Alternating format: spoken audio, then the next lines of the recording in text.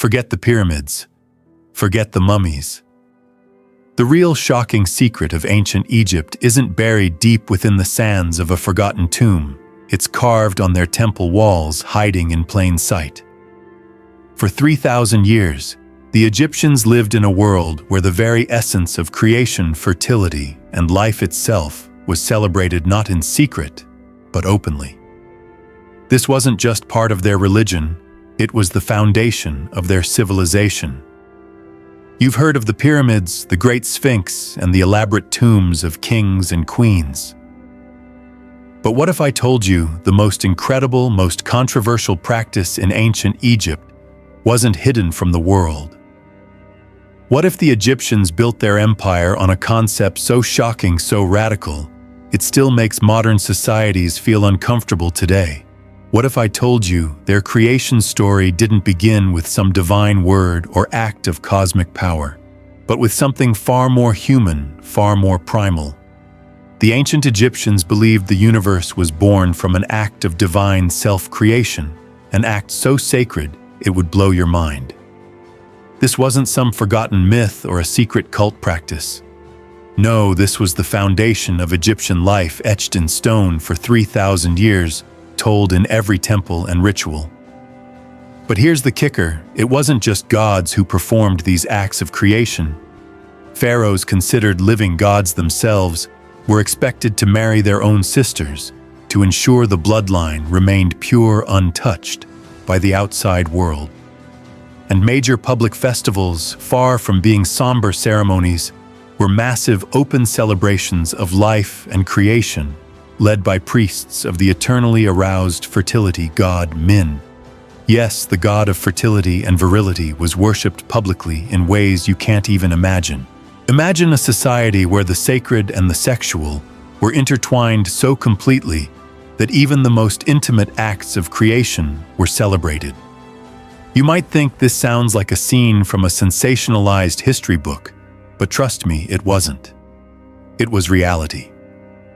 And it was a reality that existed for over 3,000 years. This wasn't fringe theology. This was the mainstream belief system that sustained one of the most powerful and enduring civilizations in human history. While other cultures were developing notions of modesty and shame, the Egyptians embraced the primal, the life-giving, and the raw power of creation. No word for virginity, just a celebration of the human experience in its most sacred and unapologetic form. So why did this practice persist for thousands of years? Why did it shape Egyptian life in such profound ways? And how has modern society misunderstood their wisdom? Stick with me, because we're about to dive deep into the most extraordinary creation story you've never heard. But first, let me ask you one question. What if everything you thought you knew about ancient Egypt was only scratching the surface? Forget everything you think you know about creation, about life, and about the ancient world. Ancient Egypt didn't see the act of creation the way we do today. Their view was radical, daring, and deeply unsettling. The Egyptians didn't just build a civilization based on religion. They constructed it on an entirely different understanding of life and humanity's role in the cosmos. The most astonishing part, they openly celebrated this view not in secret, not behind closed doors, but in massive public festivals that spanned centuries. For 3,000 years, the Egyptians didn't simply believe in gods creating the universe through divine will. Instead, their belief was that the universe was born from the most primal, natural act imaginable: self-creation. This wasn't the tale of a mighty god speaking the world into existence like in other cultures. No, the Egyptians believed their gods created existence by performing a deeply human, profoundly sacred act of self-generation. And this wasn't metaphorical. They were literal. Atum, the supreme god, floated alone in the dark, endless void, surrounded by nothingness, until the moment when, by his own divine power, he brought the universe into being. This act wasn't some hidden or secretive ritual. It was a publicly celebrated foundation of life itself, Can you imagine a society where human creation wasn't a taboo subject, but a central pillar of their worldview, where sexuality and fertility weren't subjects of shame or discomfort, but openly worshipped and revered as sacred forces, where the god of fertility, Min, wasn't a minor deity relegated to the shadows, but a dominant public figure worshipped in the streets, in temples, and in rituals by everyone regardless of age, gender, or status. This shocking openness about the act of creation wasn't a quirk of the Egyptian elite, a few eccentric rulers or hidden priesthoods. It was the backbone of Egyptian society. The pharaohs, considered living gods, were expected to marry their own sisters. The belief was simple yet profoundly radical. To maintain the purity of the divine bloodline, pharaohs had to keep their royal line untainted by external forces. This wasn't a casual practice. It was seen as a divine duty as part of their role to maintain cosmic order. It wasn't just a social norm, it was the law of the gods. But let's pause for a moment and think about this. Imagine being born into a world where your entire existence, your very role in life, in the eyes of the gods and in society, is bound by the concept of self-creation. The Egyptians didn't simply worship the act of life-giving creation. They viewed the very act of human procreation as a sacred echo of the divine. It wasn't just the gods who engaged in this act. The people did too, but not in shame. The act was a divine ritual seen as the essence of existence itself. Do you see the contrast here? Modern society often treats creation and fertility as private, sometimes even uncomfortable subjects. Think about how we view birth control, the role of women and family structures today. Now think about a civilization that celebrated those things publicly, not in whispers behind closed doors, but out in the open for all to witness. The ancient Egyptians didn't just worship fertility, they became the very embodiment of it. And let me tell you something else, something even more mind-bending. This wasn't a fringe belief, a cult practice that only the outliers followed. This was mainstream religion, taught in every temple, sung in every hymn, celebrated in every major public festival. What does that tell you about our perceptions of shame, of modesty, of what is sacred today? Many of us are so conditioned by modern social norms that we hardly ever question what we consider private or public. The Egyptians had no such boundaries. They didn't hide their sexual practices, their worship of fertility, or their celebration of the human body. They embraced them as sacred rituals. And they did it for 3,000 years. That's a civilization that lived longer than any other outlasting empire's invaders, and even the rise of other great world religions. But let's not stop there. Let's go deeper. The Egyptians' public celebration of fertility didn't just extend to their gods, it extended to their people as well. Think about their festivals, not somber or mournful affairs, but massive celebrations of life. The Egyptians didn't just throw parties, they worshipped life, birth, and fertility. Imagine for a second a giant public procession where the priests dressed in vivid colors would lead the crowds, waving the symbol of Min, the god of fertility. Think about how the Egyptian people danced and chanted, honoring creation, the very foundation of their existence. What if we could see the way these celebrations felt to the Egyptians themselves? They weren't just celebrating human life. They were celebrating the gods who created the universe through self-generation. And here's the wild part. In these celebrations, the Egyptians didn't just worship fertility in a conceptual way, they lived it. Their festivals weren't just about prayer and offerings. They were about embodying the divine acts. Women would perform rituals of fertility and creation to ensure prosperity and abundance for the land. This wasn't just ritualistic sexual symbolism. This was divine action, a sacred duty. Do you understand how different this is from the world we live in today, We live in a world that has grown increasingly distant from celebrating life's most primal forces. We whisper about fertility, about creation, about sex. But the Egyptians, they shouted it from the temple tops. So what can we take from this? Why did this view of creation dominate Egypt for thousands of years, while today we struggle to talk about fertility, life, and sexuality in the same open, reverential way?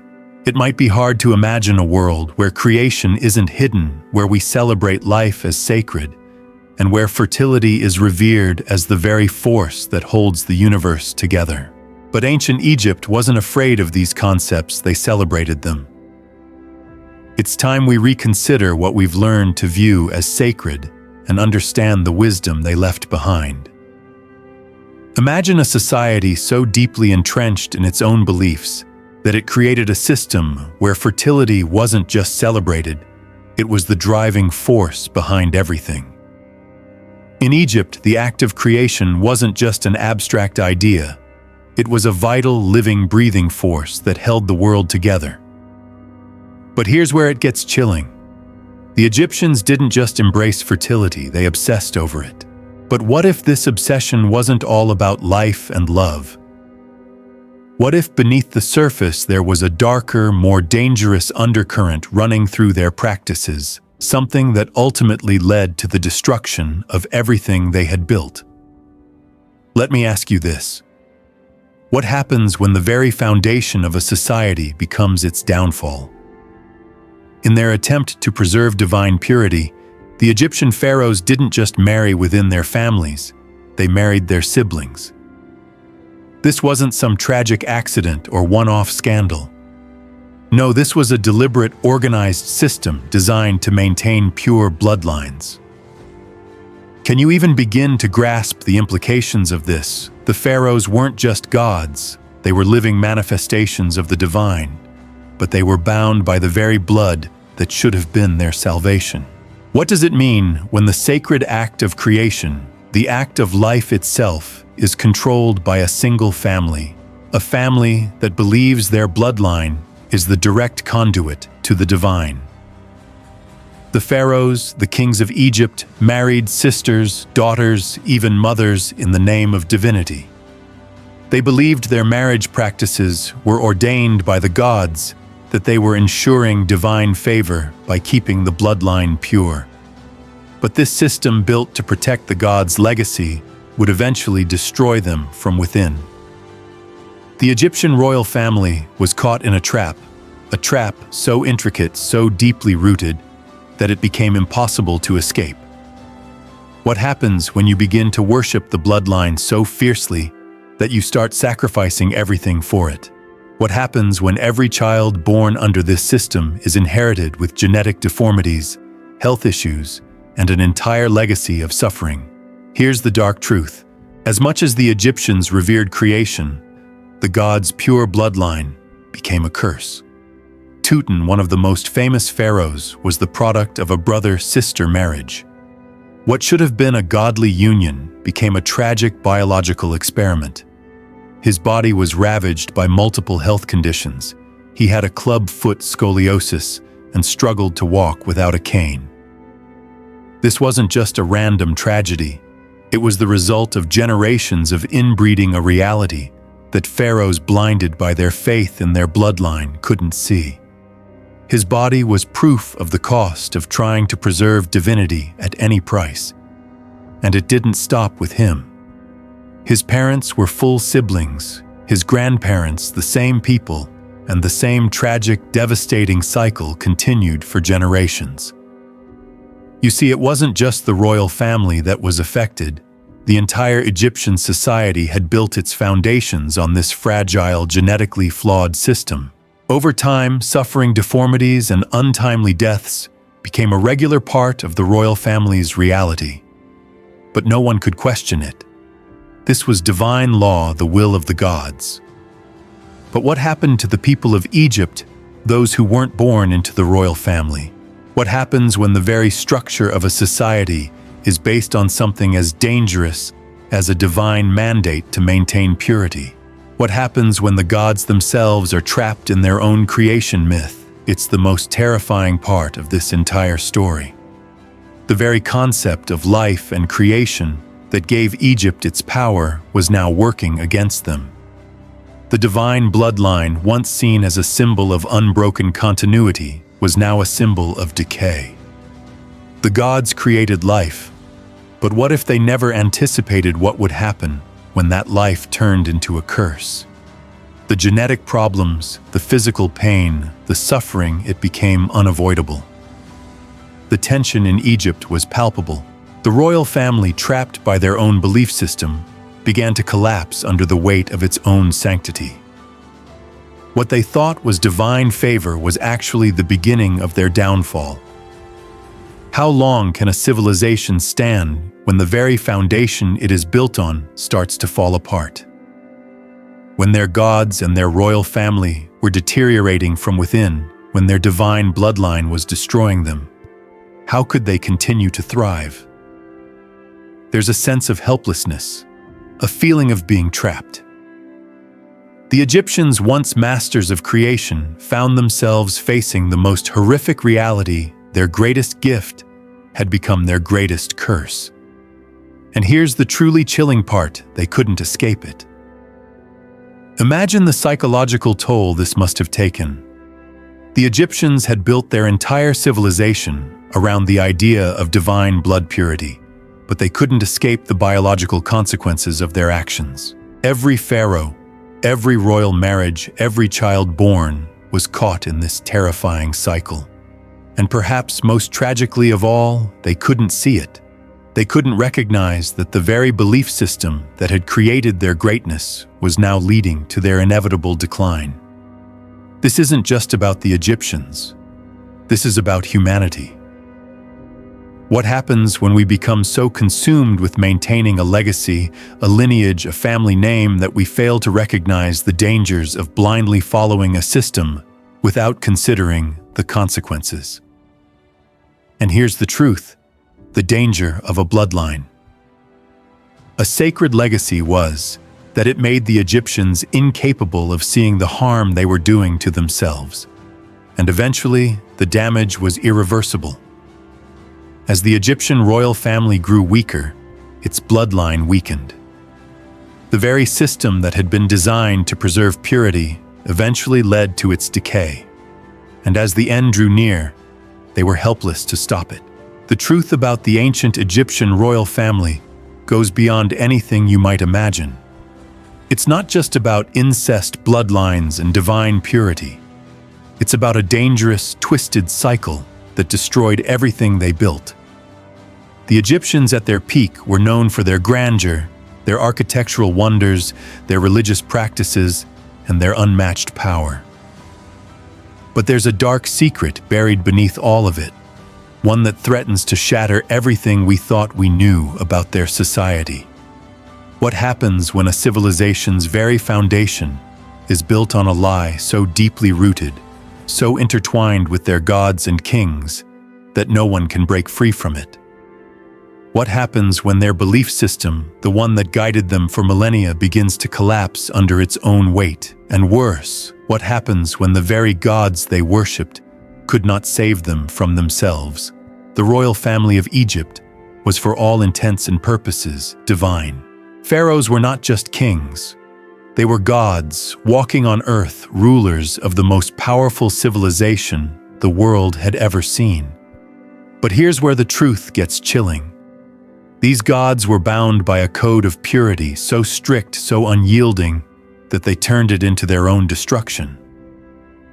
The Egyptian kings and queens didn't just marry their siblings to keep the bloodline pure. They believed that by doing so, they were ensuring that the gods' divine power would continue to flow through their veins. They were wrong, and their bodies and the bodies of their descendants paid the price. The human cost of their divine practice was horrific. For generations, the royal family of Egypt endured the consequences of this inbreeding genetic deformity, sickness, and a crippling physical toll that no amount of divine power could stop. Think about it for a moment. The once great pharaohs, revered by millions, became prisoners of their own beliefs. They married their sisters, fathers married their daughters, all in the name of maintaining divine purity. But the gods weren't kind enough to protect them from their own choices. Take King Tutankhamun, the most famous of them all. When researchers examined his body, what they found wasn't just the remains of a young king. They found the tragic result of centuries of royal inbreeding. Tut's body, riddled with deformities and diseases, was a reflection of Egypt's greatest tragedy. A clubfoot scoliosis and genetic abnormalities were only the beginning. Tutankhamun, like many before him, was a victim of the very bloodline that was supposed to make him divine. How did this happen? How did a civilization so advanced, so seemingly in control of its fate, allow itself to fall into such self-destructive practices? The answer lies in their obsession with bloodline purity, a purity that wasn't just social, but sacred, deeply tied to their gods and their divine right to rule. This purity became their curse, a cycle of genetic damage that could never be undone. The more they tried to preserve the divine bloodline, the more they doomed it to failure. And the consequences weren't just physical. The psychological toll this took on the royal family is impossible to imagine. They knew on some level that their marriages, their incestuous practices, were not natural. But the belief in their divine right to rule, the belief that their gods had commanded this purity, made it seem inevitable, even necessary. Every royal wedding, every new generation, was an attempt to preserve the gods' will. Yet all the while they were spiraling into destruction. It wasn't just the royal family that was affected. The Egyptian society that had worshipped the pharaohs, that had followed their divine guidance, had now become complicit in the system that was destroying them from the inside out. No one could stop it. The belief system was too powerful, too ingrained, and so the people continued to worship their gods, even as their kings and queens suffered the consequences of those very gods' commands. Now let's turn to the real shocker, the afterlife. The Egyptians had immense faith in life after death. They believed that once mummified, their souls would live on immortal in the field of reeds. But what if death wasn't the escape they thought it was? What if the very process they believed would protect their souls was actually another form of self-inflicted destruction? The mummification process, that sacred ritual that was supposed to ensure eternal life, became another example of the terrible cost of their belief system. As the royal family deteriorated, as their bodies suffered from inbreeding, mummification became a desperate attempt to preserve what was left. The embalmers, those who prepared the bodies for the afterlife, weren't just preserving the dead. They were desperately trying to save what little humanity remained in these kings and queens. The result was an unholy mix of divine worship and biological ruin. It was a race against time, a battle to preserve divinity when it was already clear that the bloodline was terminally ill. And what about the rest of the population? Were they immune to the devastation that the royal family faced? No. Even though they weren't directly involved in the incestuous marriages, they were still victims of the same system, the same society that had built its foundations on the idea of divine purity. The societal impact was staggering, and the fate of Egypt's future was already sealed long before the last pharaoh took the throne. It's chilling to think about the devastation the Egyptians caused by worshipping the wrong kind of power. They didn't realize that the very divinity they so desperately tried to preserve was the force that led to their collapse. Their pursuit of bloodline purity turned out to be their greatest downfall, and the results of their blind devotion are written in the bones of their kings and queens. Part 5. Hikwa and Duchan. The consequences of Egypt's obsession with purity, with maintaining a divine bloodline, weren't just felt in the chambers of the royal family. The ripples of their actions spread far and wide, leaving an indelible mark on Egyptian society that would never fade. This wasn't just about a single dynasty or family. It was about a civilization's belief in their divine right to rule their devotion to their gods and their utter inability to see the cracks in their foundations until it was too late. What happens when a society worships the wrong ideals, when they fall victim to the very system they built to preserve their power? By the time the last great pharaohs of Egypt ruled, the damage was already done. Egypt, for all its grandeur, for all its monuments, temples and god-kings, was already in the process of self-destruction. The bloodlines that had once been seen as divine were now a burden, a curse that ran through the veins of every ruler, every royal, every noble who claimed to be a descendant of the gods. The people of Egypt were living in the shadow of a legacy that was consuming itself from the inside out. Let's think about this for a moment.